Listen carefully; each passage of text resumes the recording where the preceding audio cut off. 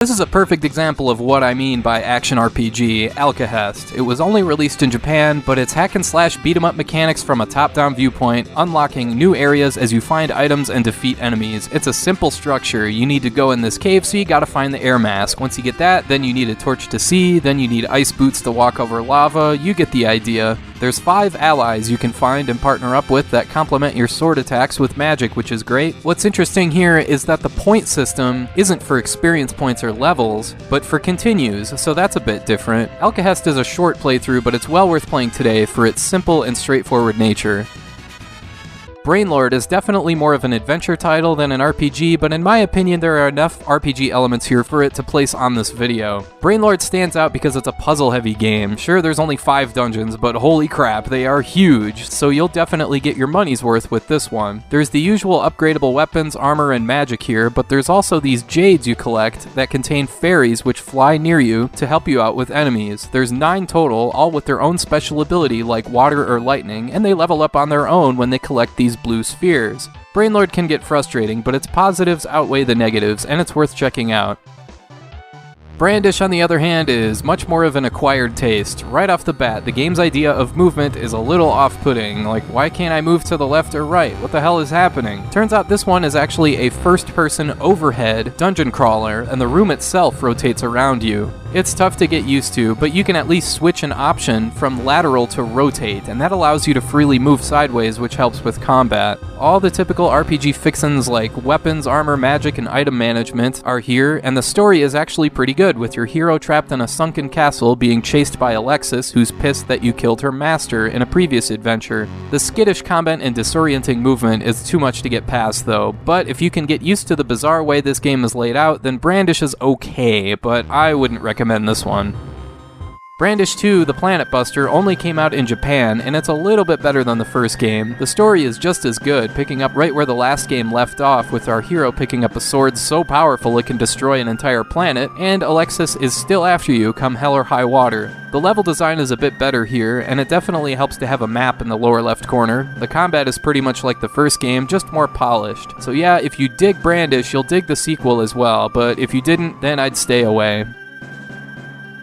Now here's a really weird one, Chaos Seed Feng Shui Chronicles, another one that only came out in Japan. This is like an action RPG combined with SimCity in a way. Sure, all the action RPG stuff you'd expect is here, and some of the sprite animation is really spectacular looking, but your party is tasked with healing a dying planet, and to do that, you have to create a dungeon with the appropriate Feng Shui, so to speak. I compare it to SimCity because the rooms you build all react and feed off of each other depending on their element, shape, or placement, the same way residential areas will only grow in the right areas, or how industrial areas thrive when placed next to airports and seaports, that sort of thing. This is not an easy game to get into. It's pretty complicated stuff, but it's definitely worth checking out, if only because there's nothing else like it.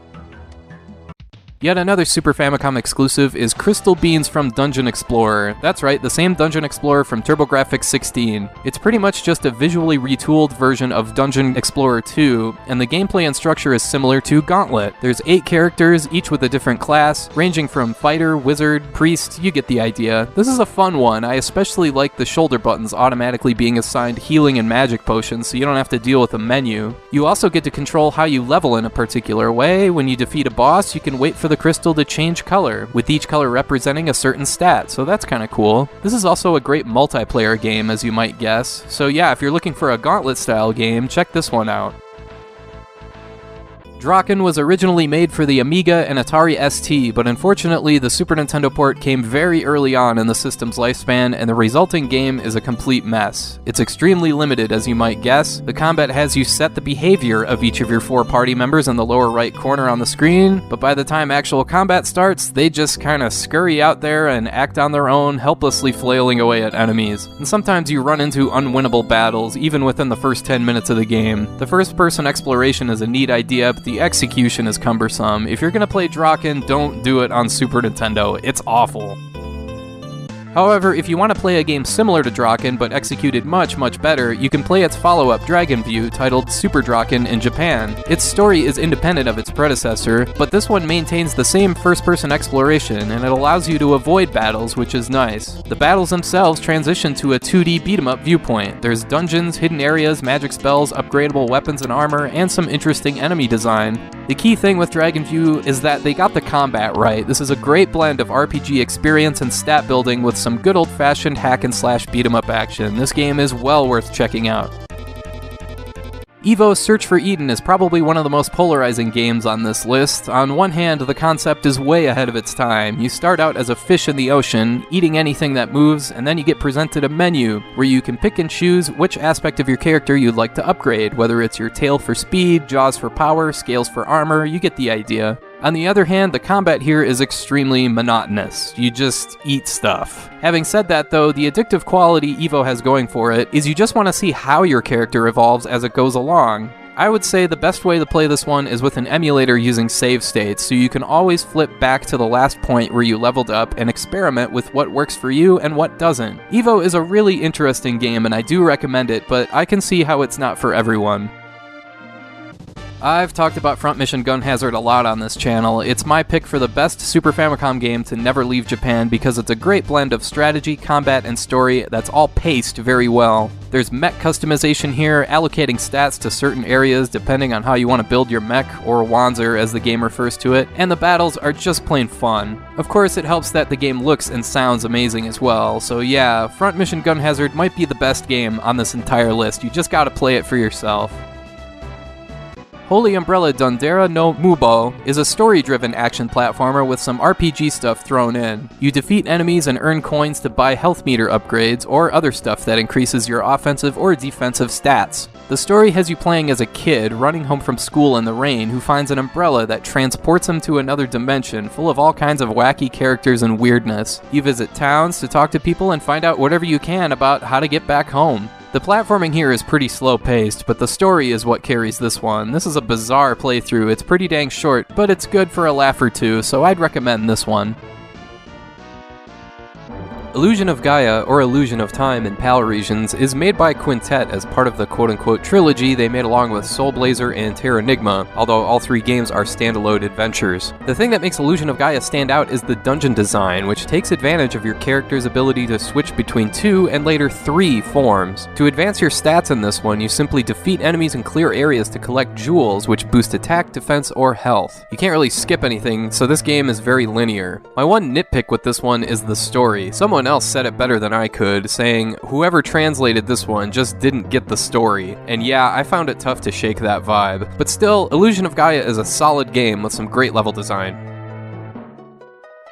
Next we have 2 Capcom arcade ports, the beat-em-ups Knights of the Round and King of Dragons, and of course these are beat-em-ups first and foremost, but there is a leveling system here that can vary depending on how your points get divvied up. For instance, in Knights of the Round, if you split every treasure chest for maximum points, you'll level up quicker. In the case of King of Dragons, leveling up increases your health and weapon range. King of Dragons is much faster paced with 16 short levels, while Knights of the Round has only 7 longer levels. But both are great games with some fantastic visuals and great soundtracks. Kuusou Kagaku Sekai Gulliver Boy is based on an anime and never left Japan, but the game is pretty good. It's similar to Secret of Mana in that each attack has a timer, so you have to wait between attacks, and of course you can upgrade your attack as you progress, but what makes this one fun is that you can switch between different characters with the X button. Now that's handy. This is a worthwhile playthrough, albeit very short, and I should warn you that to get this game to work you have to patch it twice, once with the English patch and then once again with a fix. Lagoon is one of those games you always see going for $6 or $7 at a used game store. You pick it up thinking, hey, how bad could it be? Then you see how obnoxiously intuitive the game is structured, you see how generic the story is, and worst of all, you see your primary attack, which looks like you're waving a toothpick around. Okay, I've been pretty hard on Lagoon over the years. There are definitely worse games out there, but this one is pretty flawed. It's got its redeeming qualities like the soundtrack, but in this case, you get what you pay for. Now, compare Lagoon to something like J.R.R. Tolkien's Lord of the Rings Volume 1, and it looks pretty dang good, because Lord of the Rings is freaking terrible. The game is structured as a series of fetch quests, very slow fetch quests, getting all the members of the Fellowship one by one, and the simple gameplay execution here is so bad, especially the computer AI that controls the rest of your party. Granted, this game is 4-player compatible if you have a super multi-tap, but dear god, why would you make 3 other people suffer through this dreck? The dungeon design is just one long boring maze after one long boring maze. Definitely avoid this one. Here's kind of a weird one that never left Japan. Neugier, Umi to Kaze no Kodou. This is a slightly more lighthearted story of Duke, the son of a king who's been banished from the kingdom and is trying to win back the people's good graces. It's a short and linear playthrough, but it's decent enough. The thing is, this isn't your typical hack and slash gameplay. You have to sit back, watch the enemy patterns, and pick your spots. Plus, all the typical RPG stuff is here, like upgradable weapons and armor, and your character can jump, which is handy. But overall, this game is just okay. Secret of Evermore is another game I've been pretty hard on over the years because of the dungeon design that features nothing but long boring mazes, because of the flea market segment that's a complete and utter mess, and because of the lousy hit detection. But I will say this game has a lot going for it. It has an atmosphere that no other 16-bit game even comes close to. The art direction, the soundtrack, and the oddball story are all unique not only within the SNES library, but in any game ever. I still have not found a game that looks or feels quite like this one does. So while Secret of Evermore does have some big flaws, I still think it's worth trying out to see if it's up your alley. Secret of Mana is similar in that it's got some major strengths like the art direction, music, sound design, and story structure, but it's got some big-time flaws too, most notably that the game pauses when you use magic, which is pretty silly, and the fact that you have to be so close to the edge of the screen to get it to scroll, making it easy to unknowingly bump into enemies. Still, I think the strengths of Secret of Mana outweigh the weaknesses here, and I think the two key things here are how the game slowly reveals more and more of its world the more you play, before finally showing off the enormity of what you have to accomplish, and oh, by the way, this game is multiplayer for up to 3 players, which makes this one a lot of fun. Secret of Mana is what I refer to as the most flawed classic on the Super Nintendo. I think it's well worth playing today, but it's not without its hang-ups.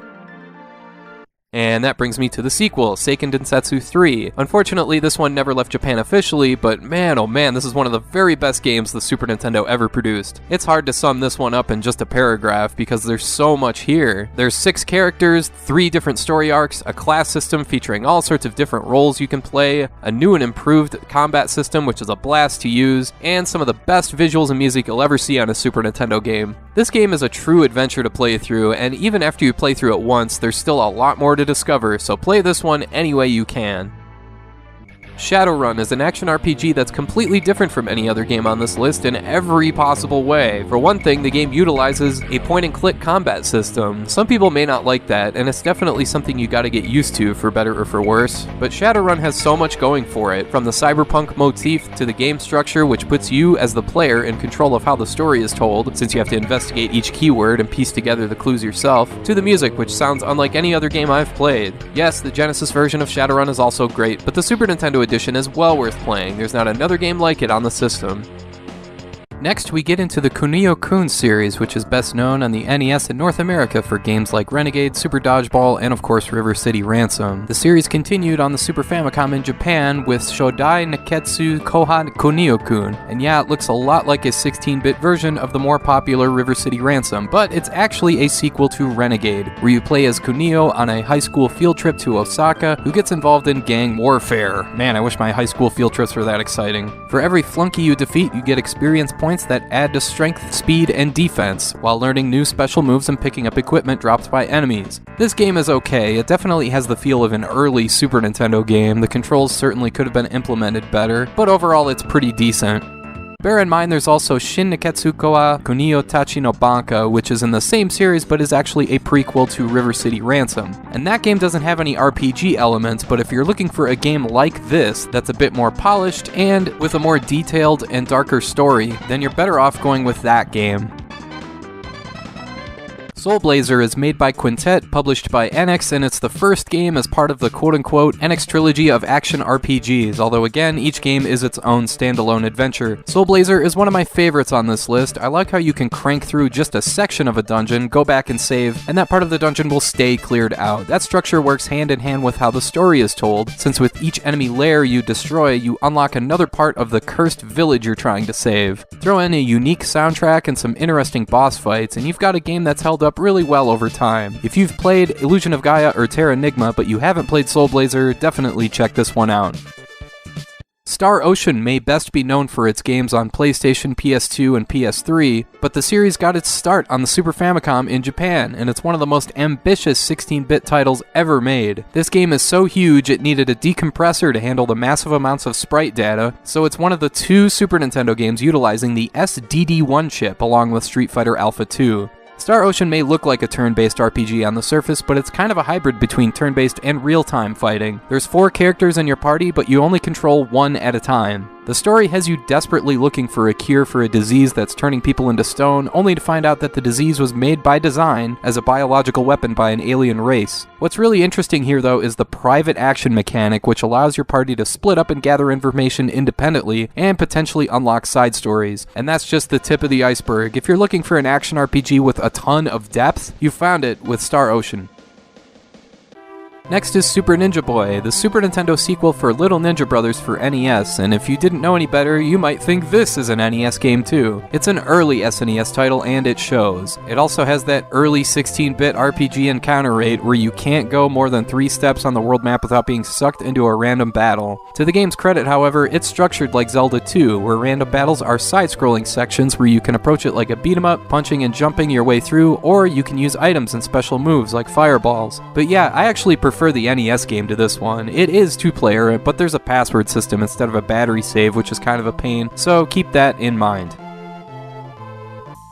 Similar to Star Ocean, the Tales series actually started on Super Famicom in Japan with Tales of Phantasia, and also similar to Star Ocean, the battle system in this game is a hybrid of turn-based and real-time action, and you only control 1 character, but where it differs is that it plays out on a scrolling 2D plane, and the combat focuses a bit more on elemental attacks and conventional JRPG strategy.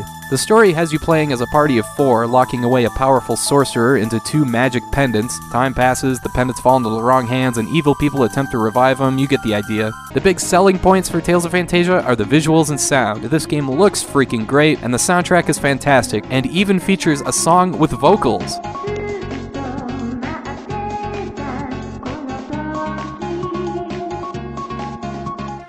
Terranigma is the 3rd game of the aforementioned NX Quintet trilogy, and it's the best game of the 3. This is a standalone adventure that plays similarly to Illusion of Gaia, so if you liked the combat and structure of that one, you'll enjoy this playthrough. But what makes Terranigma stand out from not only its contemporaries, but all other games, is its story. I've said it before, this is the kind of game where the story will stick with you well after you play it, and it's got one of the best endings to any 16-bit game ever. So it's worth playing all the way through for that reason alone. Terranigma was only released in PAL regions, so you gotta play this one any way you can, but it's definitely one of the very best games on this list.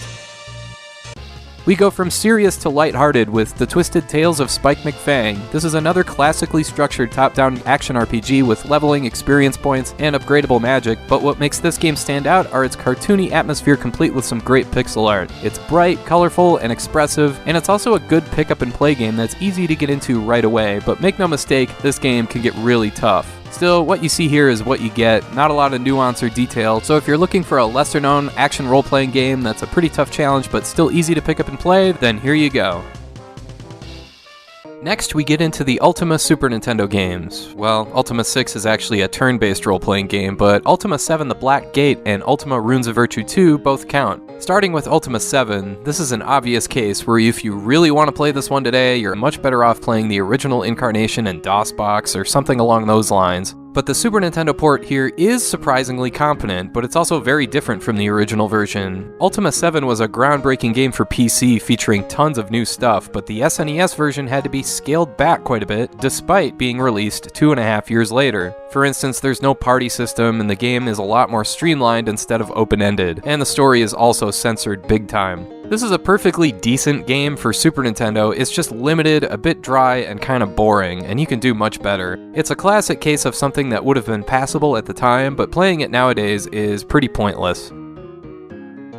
Then we have Ultima Runes of Virtue 2. The first Runes of Virtue was an original made for the Game Boy, and it's unrelated to the rest of the Ultima series. This is a follow-up that was ported to the Super Nintendo, and there's varying results here. It's a puzzle-heavy adventure game with your typical role-playing game elements featuring 4 different characters you can play as, which sounds great, but unfortunately this is one of those games where it doesn't really matter who you pick to play as, since everything kind of evens out halfway through your playthrough. There's also not really an experience points system here, since you only level up when you complete a dungeon, so it's kind of pointless to fight enemies in the first place. Again, just like the Black Gate, this game is pretty dull and has some serious flaws like the difficulty, and while this game isn't necessarily bad, you're much better spending your time with something else on this list. Here's another PC port in Zack: The Art of Visual Stage, made all the way back in 1989 but ported to the Super Famicom in 1993 where it stayed in Japan. This is pretty typical as far as action RPGs go, but I give this game credit for having a different look and feel than any other game on the list. The combat is a little weird, however, because you have to start out fighting extremely defensively, because even after being hit, enemies are constantly charging toward you, so you have to sneak in and attack, back off, sneak in again. It can test your patience, since most action RPGs are just go in guns blazing like Rambo. Once this game gets going though, it's pretty good. I think Zack: The Art of Visual Stage is worth checking out, especially for the lively soundtrack which really carries the experience. This game isn't anything spectacularly original, but it's good for what it is. Finally, we finish off with the Ys series, and just to clear something up, yes, that is the proper way you pronounce Ys. You know how I know that? Because the voiceover from the TurboGrafx-16 CD version of Ys Book 1 and 2 says so. Ys, the ideal utopia. Anyway, Ys 3 Wanderers from Ys for Super Nintendo is a hit-or-miss game. It takes a 2D side-scrolling viewpoint and it has a great soundtrack, but it's the kind of game where if you don't take 20 or 30 minutes to grind every so often, you will not be able to make any progress. It's kind of annoying. If you're willing to overlook that, it's a solid game that's similar to stuff like Faxanadu on NES. Yeah, you might think that's a bad thing to compare it to an NES game, but while this one isn't exactly gigantic in scope, it's a perfectly good playthrough, and from a story perspective, don't worry about this being the third game in the series. You can still enjoy this one as is. Ys 4, Mask of the Sun, never left Japan, and it's not to be confused with Ys 4, The Dawn of Ys. And this is a pretty well-told story where your hero, Adol, receives a distress call in the form of a message in a bottle, goes to investigate, and realizes he's gotten himself into something bigger than he imagined. Also, this is a case where there's lots of callbacks to previous games in the series, so it does help to have played those before this one. The combat here is pretty polarizing. Some are gonna hate it, since you're seriously just, running into enemies? What? It goes back to how Ys Books 1 and 2 worked, for better or for worse. It's all about getting your timing and positioning correct, and at times it almost plays like a shoot-'em-up because of the quick reflexes required. So yeah, Ys 4 is another hit-or-miss game that you'll either love or hate. Ys 5 Lost Kefin Kingdom of Sand goes back to traditional top-down adventure combat, where you're hacking and slashing with swords and such, and this time around, Adol is investigating a desert city that vanished, and once again he ends up down a rabbit hole after uncovering something sinister. The star of the show here is the magic system, which allows you to mix and combine elements to create brand new spells. Very cool. This game may be different than the other Ys games, but it's still a quality playthrough, and if you found this one too easy, there's also an expert version floating around out there that you can try out. Wow, you're still watching this? Alright, well, sticking with strictly North American releases, if I had to pick the best games on this list, I'd go with Secret of Mana, Illusion of Gaia, Soul Blazer, and if you want something different, go with Shadowrun. And while Terranigma may have been PAL region only, that one is definitely worth seeking out. If you include Super Famicom Japan only games, then I gotta throw in Seiken Densetsu 3 and Front Mission Gun Hazard as must-plays, with Crystal Beans from Dungeon Explorer being a fun, underappreciated game that not many know about. And if you want to get really weird, then you gotta check out Chaos Seed. And I want to thank you for watching, and I hope you have a great rest of your Thanksgiving. Cheers!